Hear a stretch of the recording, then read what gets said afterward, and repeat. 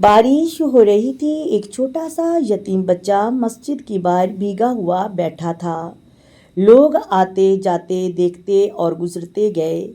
ایک بوڑھا شخص اس کے پاس آیا۔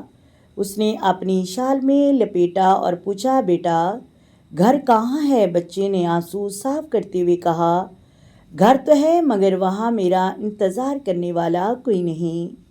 بوڑھے شخص کی آنکھیں بھر آئیں۔ وہ بچے کو اپنے ساتھ گھر لے گیا، تعلیم دلوائی، محبت دی اور اسے اپنا بیٹا بنا لیا۔ سال گزر گئے، وہی یتیم بچہ بڑا ہو کر ایک کامیاب ڈاکٹر بن گیا۔ ایک دن اس بوڑھے شخص کی جان خطرے میں تھی۔ آپریشن کرنے والا ڈاکٹر وہی یتیم بچہ تھا۔ آپریشن کامیاب ہوا۔ بوڑھے نے پوچھا، بیٹا آج میری جان کیسے بچ گئی؟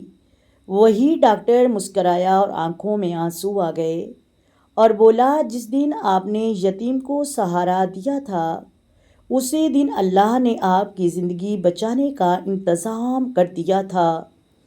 جو کسی بھی سہارے کا سہارا بنتا ہے، اللہ تبارک و تعالیٰ اس کے لیے ایسے راستے ہموار کر دیتا ہے، ایسے راستے کھول دیتا ہے جن کا وہ کبھی تصور بھی نہیں کر سکتا، کبھی گمان بھی نہیں کر سکتا۔